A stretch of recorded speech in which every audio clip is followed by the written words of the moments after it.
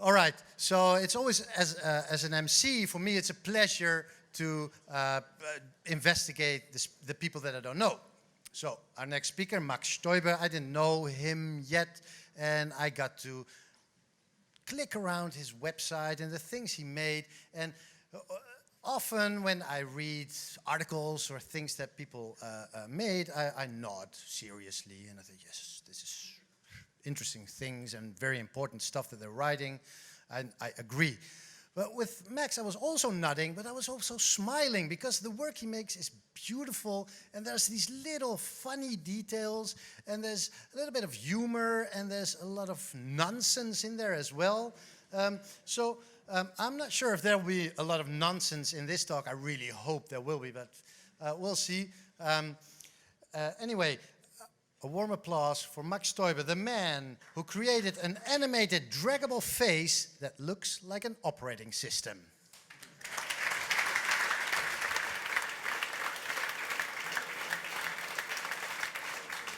Thanks for that very kind introduction. If you want to see that operating face, you've got to go to frankensim.animate.tv. It's pretty fun. Welcome to the Future of CSS. My name is Max, as he said. I work as an open source developer at ThinkMill. ThinkMill, we're an agency based in Sydney, Australia, halfway around the world. I come from Austria, from Vienna, not too far from here. Austria and Australia are not the same thing. You'd be surprised how many people mess that up, right? There are no kangaroos in Austria shirts are really, really popular because so many people don't know that. I make Keystone.js, which is the biggest Node.js content management system. And I'm here today to talk to you about the future of CSS. But to talk about the future, we also got to examine where we came from, where we're at, before finally getting to where we're going. So let's start with where we came from. In December 1990, the world's first website and server go online, not too far from here, actually, in CERN. Tim Berners-Lee had this grand vision of a World Wide Web for academic papers. This is what the world's first website looks like on a modern browser. You can visit this, actually. It's at info.cern.ch. It's still online. They have an own group dedicated to keeping it online. Now, looking at this, you sort of go, that doesn't look very nice. It's not very nice to read, right?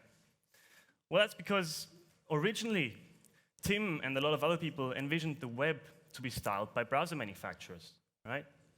They thought that giving styling control to authors of documents, or even readers of documents, is not a very good idea, which from today's perspective seems ridiculous, right? But when you think about it from sort of like academic papers perspective, very important people write very important papers, and you don't really want them to spend a lot of time making these papers nice to read. That makes sense, right? Because you just want to read the papers, and other people should take care of making them nice to read. There's a very famous quote by Mark Andreessen, which he posted to a mailing list in 1993 or 4. Mark, for those of you who don't know, was a co-creator of the Mosaic browser, one of the very first web browsers, and later co-founded Netscape, which made Netscape Navigator. And he said, "It has been a constant source of delight for me to continually get to tell hordes of people who want to control what their documents look like, sorry, you're screwed." He was very much in that camp of the web should be used for academic papers, not for anything else. And we, the browser manufacturers, should take care of making them look nice and nice to read. That obviously didn't hold very long, because in December 1996, the World Wide Web Consortium officially recommended the Cascading Style Sheet Standard 1 to be implemented by all browsers. Now, Mark also implemented cascading style sheets in Netscape later on, right? So that obviously changed. And this was following a pretty big war, so to speak, between different ideas. People had, lots of input into how people should be able to control what their documents look like. CSS had one feature that really distinguished it from all the other ideas and all the other methods of doing this, which is the cascade. They realized that what a document should look like should not only be up to who wrote it or the people who read it, but that their wishes had to sort of be combined or cascaded. So, in fact, one of the very first iterations of CSS had a thing where you could say 40% of this style should be taken from the author, and 60% of this style should be taken from the reader, which obviously doesn't exist anymore because it was a horrible idea, because then you'd get really big headings and really small text and nobody would know what's going on. But, you know, the cascading thing, that was sort of a really good idea and made styling a lot easier. In November 1998, the CSS1 specification was finally implemented in all major browsers. Funnily enough, back then Microsoft was actually at the very forefront of everything. Internet Explorer 3, which was quite a while ago, was actually the first browser to implement CSS in August 1996. And then that was, if you remember the last date, that was before even the specification was approved, and that was a big push towards getting that approved and recommended. And then we had Internet Explorer 4 and Netscape Navigator 4 and Opera 3.5, and all of those had CSS. And finally, people could control what their documents looked like. Let's talk about today. This is where we've come from. Let's talk about what the web is like today. The web has evolved beyond anything anybody could ever have imagined, right? I'm standing here in front of a crowd of I don't know how many hundred people who all make stuff on the web. You don't just consume stuff, you make stuff for the web, right? We have so many people accessing the web, we have so many things on the web, right? There's more of everything than anybody ever thought would happen. 3.4 billion people are connected to the internet today, and it's growing by the second, literally. We still have documents on the web, right? We have Wikipedia now, which doesn't look very nice, admittedly, but it's a massive, massive encyclopedia, an incredible amount of information. Imagine something like Wikipedia existing before the World Wide Web. It says in the screenshot, I think Wikipedia at the time that I took the screenshot had 5 million articles. Imagine a book with 5 million articles, right? That would take up entire houses with all the information that's contained on here. And those are just documents, That is actually what the web was made for, documents. This site I want to highlight because I think it's one of the best sites I've ever seen. It's the Harvard Law Review site. The Harvard Law Review is a newspaper, really, that highlights interesting cases that are happening at the moment in the law world, right? And they've been doing that for quite a while, and they realized they needed to make some sort of effort to make that digitally happen. And I think what we see here is probably one of the best designed documents at least I've not seen a document that's as well designed as this one. And that's just an article. And I just picked a random article on the Harvard Law Review site, and this is what it looked like. They have a really good way of integrating footnotes. The typography is on point. It's exactly like the line length is perfect. It's comfortable to read. The line height, the drop caps, everything is just beautiful and thought out. This is what documents should look like. They should adapt to their purpose and display themselves in the way that they are.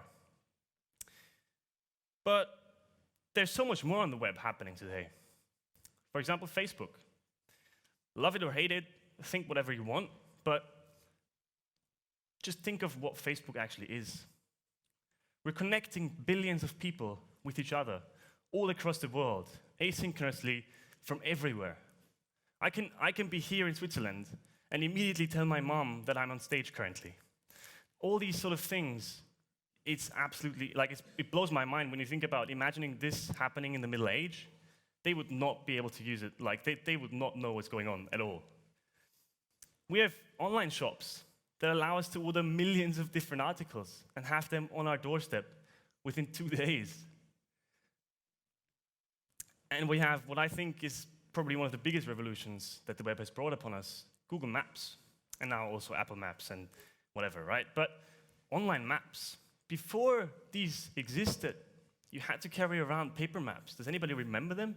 You had to have lots of different ones because, it was nice to know that Austria is here and Switzerland is here. But then you were in Switzerland and then you needed to go to Zurich. And you're like, oh my God, I need a separate map because I can't actually see any small streets on this. So you packed out a different map and you looked at it and you're like, okay, so I'm somewhere over there. It's horrible, horrible. Google Maps is probably one of the biggest inventions we've ever seen. And not only that, they've also brought us, I can go to Google Maps. I can drop a human icon onto any bigger city in the world, and I can immediately see what it looks like with Street View.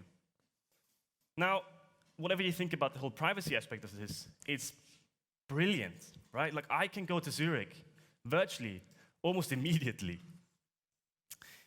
The thing is, how do we handle that? How do we handle the scale of the things we build? How do we handle building these things? We've had Andy in the keynote tell us that component systems might not be the best idea ever.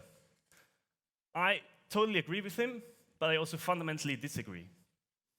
Because having art direction in content that you control, like if I post my own article on my blog, I'm very happy to adapt the styling and the layout and everything according to what's in the article. But can you imagine Facebook going through each and every single post that's posted on Facebook and making it look different based on what the content is? That's just not going to work out. There's way, way, way too many. And that's why we need component systems. That's why we need adaptable components that work in different scenarios with different content. Stephen Hayes said this quite a while ago. He said we're not designing pages anymore. We're designing systems of components. Big companies have started to realize this. We have Google, who have material design. They have a team dedicated to making a system of components that their designers and coders can just use very easily and be more efficient in what they do. Now, material design is very googly, right? You look at a material design app and you go, yeah, that's Google. And that's a good thing, because that's what they want. You want everybody to recognize, hey, you know, this is me. This is not somebody else. This was made by me. We have style guides, which are component systems on a maybe slightly smaller scale than material design, right?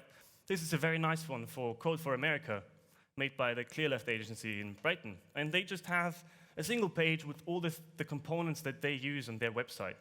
They have thousands and thousands of pages, but they don't need to look at every single one to know that it looks all right and good for the user, and the user recognizes that it's theirs, right? Because they have the style guide, and they use those elements from the style guide. Making these component systems as a designer is nice and all, but as a coder, it's a different thing. We gotta actually implement them. How do we handle this? We've invented methodologies to make this easier, like SMACs, where you have modules, and you can define modules, and you have layout rules and all that sort of thing. We have BEM, which is probably one of the most famous ones. Who in here uses BEM? Probably like half of the audience, maybe 3/4 of the audience. A lot of people use BEM, and for a good reason. It's very, very, very smart. We have things like atomic design that help us think about our components in a more holistic way, right? It's not just no longer some sort of small thing, it's atoms or molecules. Really, components are everywhere. The thing is, CSS wasn't really made to handle components, was it? It was made to lay out documents, single pages, right? It was made to be very nice to work with and to work for academic papers, not for very complex dynamic data inside adaptable components. There's a few problems with components and CSS. We have inheritance, the cascade. Inheritance is beautiful on a component level. Being able to have a button component and just specifying one different class, like button primary on it, and not having to copy all the base styles over is brilliant. I mean, that saves a lot of space, right? We don't have to copy a ton of properties anymore. We just add a second class, and it just overrides exactly what we want to override. But inheritance on a page level in a component system can be really, really annoying, because you have these components that are meant to be reused and to be adaptable and to work with whatever content you throw at it. And suddenly, in some page of your thousands of pages, somewhere you've never even thought of looking, is a parent element that's suddenly styled a little bit differently. And because CSS has inheritance, suddenly your component looks completely wrong, right? It's completely messed up. And you need to be aware of all of these cases to prevent that. It's really, really hard. We have performance problems. Now, we just had Tim talk about, give a great talk about performance. And performance in CSS has a lot of factors But we as developers, or at least I as a developer and whoever of you is a developer, there's a lot of space to be saved in CSS that I'm not aware of and you're probably not aware of either. And we'll get to that. And the last thing is human error. I'm sure everybody in this room is very diligent when they code, right? You maybe use BEM and you create a new component and you check that the class that you're assigning to your block doesn't exist and that the modifier makes sense and that everything you code sort of is nice and well named. But as we all know, naming is hard. And I'm sure everybody's seen a bug where there was some sort of naming overlap where some things suddenly look entirely wrong, really wrong layout, just because there was a naming overlap in CSS. And that comes with the global namespace, right? It just happens. You can't really avoid it. So this is where we came from, and now we know where we're at. Let's talk about where we're going.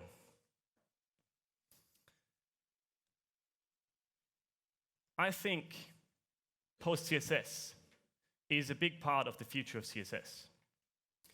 Who in here has heard of PostCSS? Just raise your hand, just so I can sort of gauge. All right, who in here has used CSS? PostCSS, sorry, who in here has used CSS? Who in here has used PostCSS? So probably about half the audience again has heard of PostCSS, and maybe a quarter, maybe a little bit less, have used it. So PostCSS lets you transform CSS with JavaScript. That's a horrible tagline. It doesn't tell you at all what it does. So how PostCSS works is this. You give it an input.css file, it parses it, so it goes through your entire code and generates and creates an abstract syntax tree for it. An abstract syntax tree is a tree representation of your code. So it says, here's a selector, is this value. Associated with this selector is this and this rule. This rule has a declaration of this and a property and a value of this, and then the next rule has, and so on and so forth, right? It's sort of like an abstract representation of your code.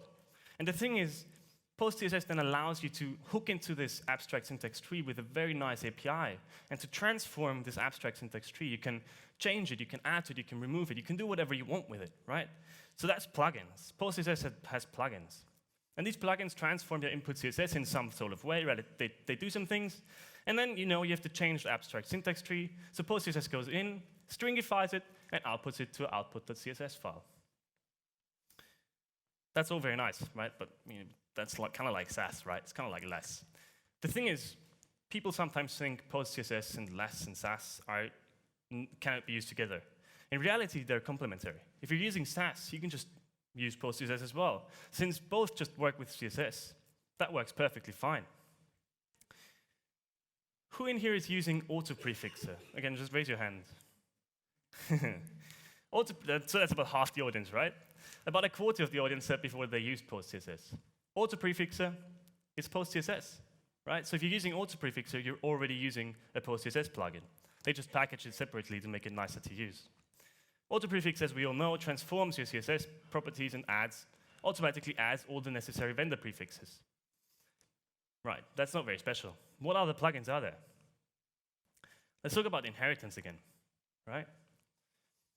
We have a title component, and inside our header component that has a line height of 1.5 em, that title component will have a line height of 1.5 em, as well as just inherited from the header.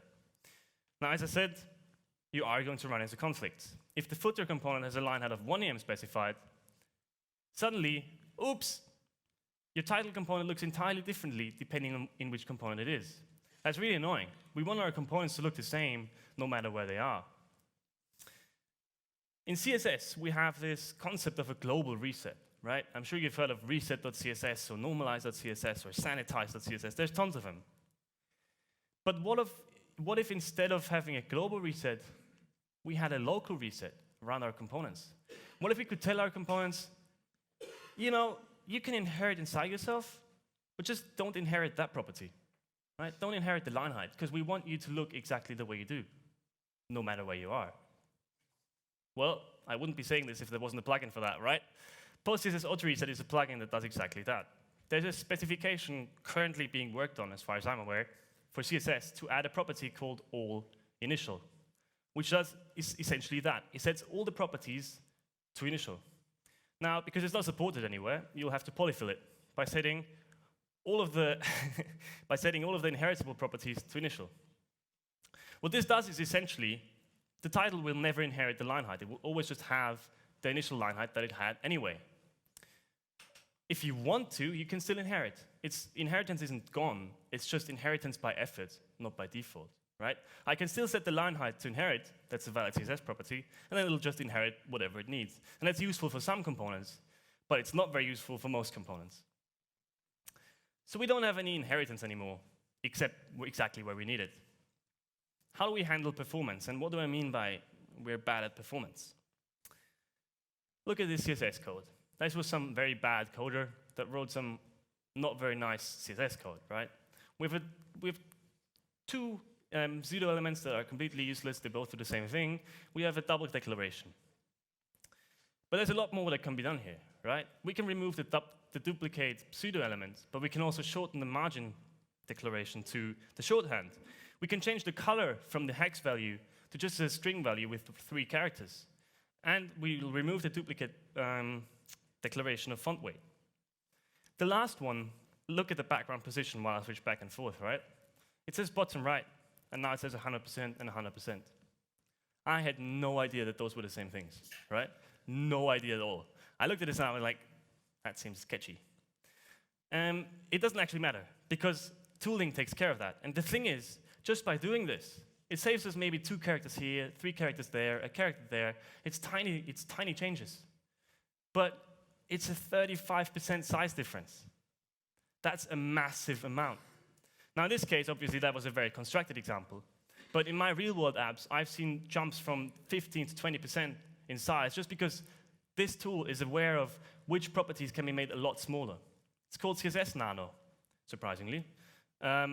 Initially, when I thought about this talk, I thought I'd go in and explain all the awesome stuff CSS Nano did. And then I looked at the feature list. And you're like, oops, that won't fit into 40 minutes. They do a lot of great stuff. They really take care of, like, I'm not aware of 90% of the stuff they do, but I know that they make my CSS smaller. And that's exactly what they should do. So we've got performance ticked off. What about human error? When I asked how many people use BEM in here, about half the audience, 3/4 of the audience raised their hand. The thing with BEM is, it's a very, very good idea. Having blocks and elements and modifiers makes a lot of sense to avoid naming issues. But you still have the human element in this. You still have errors. You have not very good programmers that go in and then have a duplicate name and suddenly somewhere something breaks, right? Why can't we just automate this? That's exactly what CSS modules does. CSS modules takes your class names, prefixes the app name, and appends a hash of the contents of the class.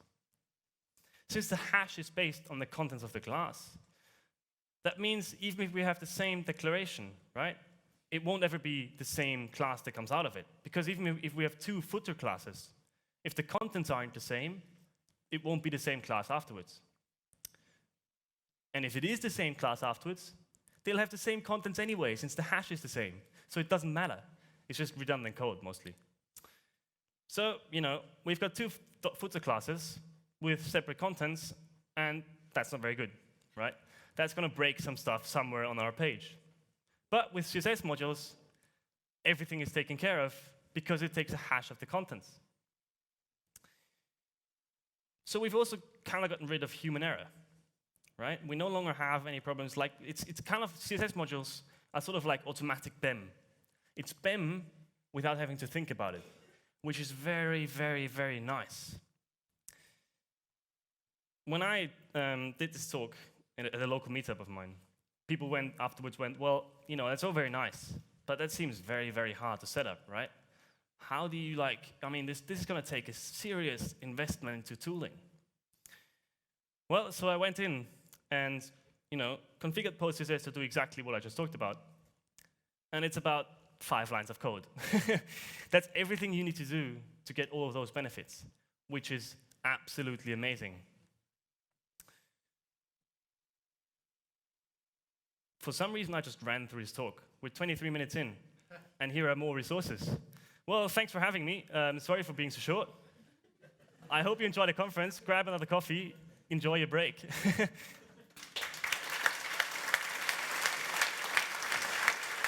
Thanks so much.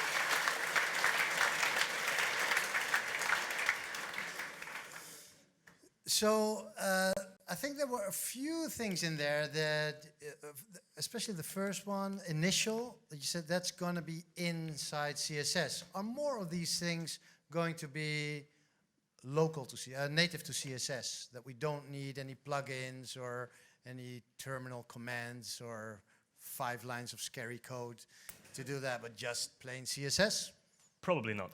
Probably not. Probably not. No. The nice thing about all initial is that it gives us that complete inheritance blocker without a lot of code. It's one declaration, and it's really nice, but it's not supported anyway yet, so we can't use it. Okay, well, it will be supported. It will be supported really soon. So I'm talking about the future, right? Let's say 5, 10 years. I've been in this business for a long time. It's much, much worse.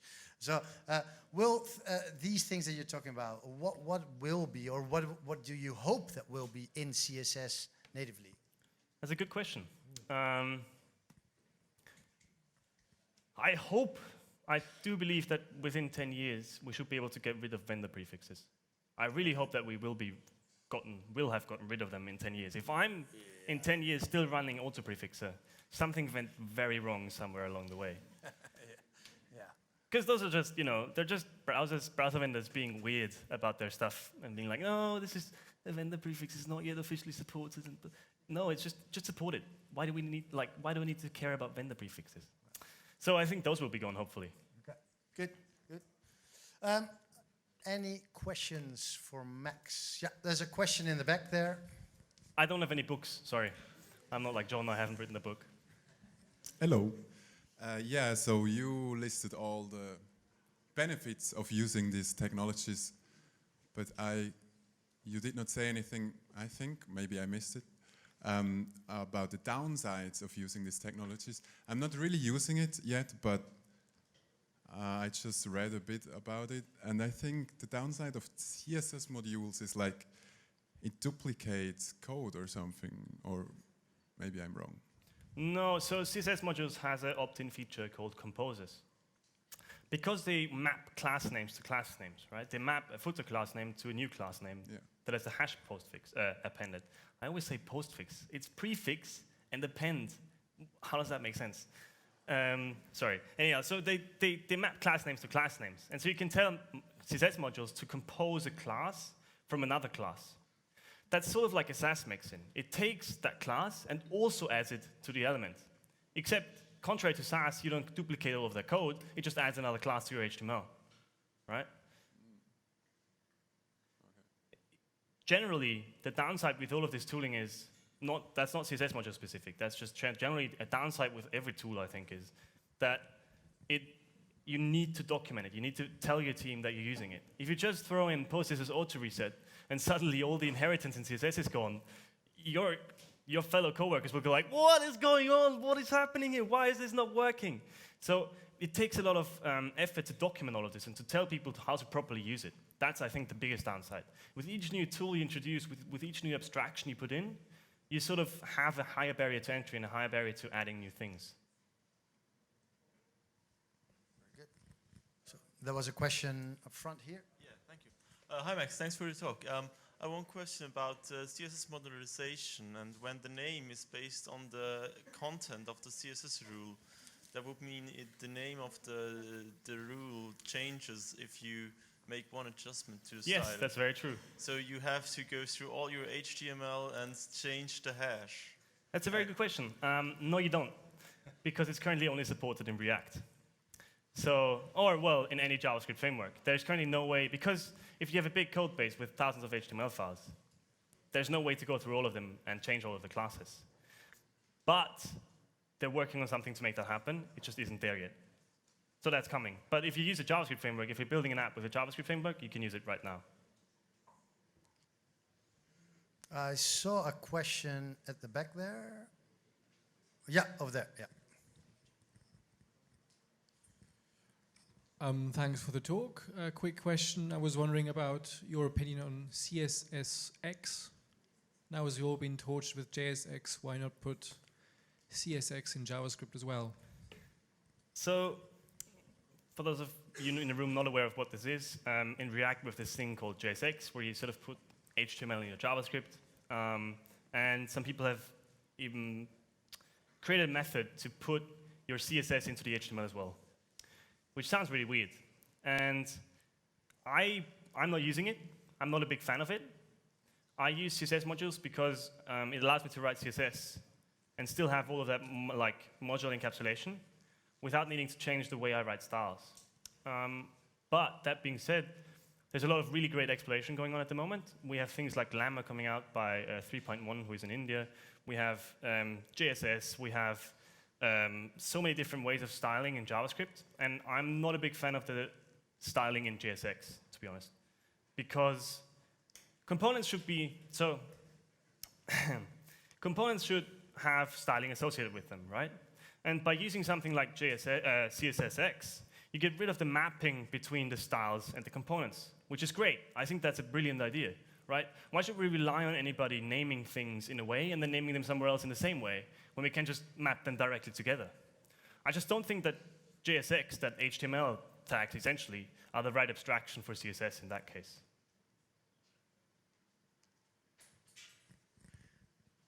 There's a question over here.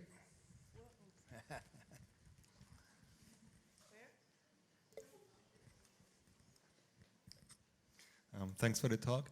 I was wondering regarding the local reset, and since it's not supported by the browsers yet, it would automatically use the polyfill, which bloats up the code a lot if you reset all the... Yes, that's true. But if you use CSS modules, you can use compose. So instead of, so the thing is, there's a property in CSS called old initial, as I said, which isn't supported anywhere yet, which would reset all the inheritable properties to the initial values. If you use PostCSS auto reset, what it's going to do is it's going to add the dozen or so, I think it's a dozen properties that inherit in CSS, and it's just going to set all of them to initial for every single one of your components, which is quite a bit of code, right? If you have thousands of components times 12 lines of code, that's a lot of code. So you can use CSS modules to compose it and instead just add a class, sort of like a clear fix, to your component. So instead of having 12 lines of code for each class that you just have one more class in your HTML. Cool, thanks. Sure. Any more questions? We have lots of time. Yeah. I mean, Yeah. I can stand on here for another 10 minutes. Ask me some questions. So I have a question. I mean, I heard your concerns about isolating, encapsulating a component, right? So if this is the main concern, then I wonder why Shadow DOM is not a perfect candidate for adding styles, right? Because then you could get rid of all the prefixes, module prefixes, component name, and just use class names like title, name, you know, you don't care because you're only in your shadow region, right? Yeah. And you don't get any styles from the outside, right? So you're actually fine. So I wonder what's your opinion on that? I think it's brilliant. I just haven't used it. Is there like a tooling yet around it? Can you automate it? Because I don't want to go in and write like, you know, take these CSS declarations from a string, add them to the shadow DOM, blah, blah, blah, all that sort of thing, right? I want it to be automated. And currently... Question. Yeah? Huh? Keep it a question. Yeah, Sorry, you don't need sorry, you have to ask tooling. the Yeah, it's not a discussion, but you don't need tooling if you do it the standard way, but then you have other trade-offs. Yeah, all right. So let's, you know, investigate that if you're looking into it. Shadow DOM sounds like a pretty good idea. Anybody who has a question?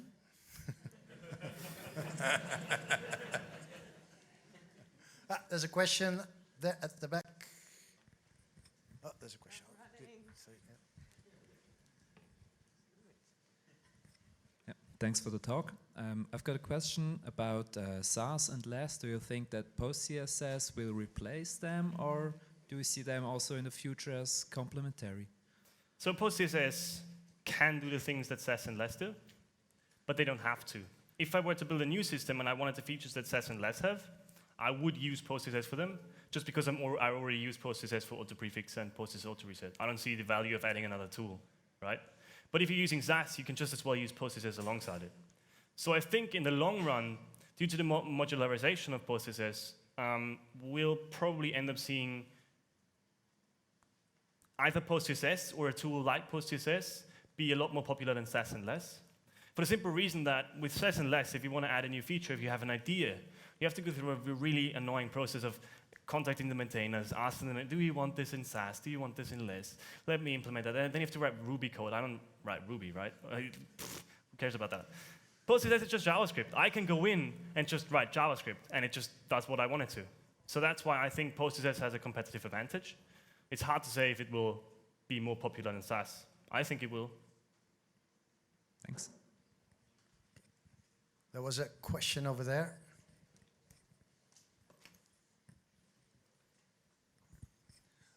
Yeah, PostCSS lets you write all the random CSS properties and values what you want, and you can transfer them easily. But how do you actually then lint all the stuff based on your own properties and values? Sorry, I didn't get that. How do you what? Yeah, you can transform like everything from in PostCSS from like you can create custom values, custom properties, and transform everything. But is there a way like to lint this and like, or do you have to write additional linters for this? So if you write your own plugin with custom stuff, obviously you have to write your own linters for it, right? Because nobody else has them, so why should the linter for that exist already? That's one of the downsides with the modularization that PostCSS brings you, because if you use a plugin that adds some sort of new syntax to your CSS, you might not have syntax highlighting in your editor because it just doesn't know what the hell is going on, right? That's a thing, and that happens. And then, so that's part of writing a PostCSS plugin. You have to take care that all the other stuff that comes with it also is supported well. Thank you. Well, any more questions? None. I have another one. I asked it you yesterday. Okay, we have all these. Okay, I'm a lecturer, and I have all these students, and some of them.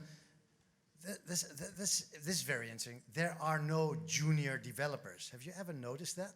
Everybody thinks of themselves as a senior. As soon as they get something, they think, I'm a senior developer. So I have these script kiddies, and they come in my class, and I teach them CSS, and they say, I don't want to write CSS, I know Sass.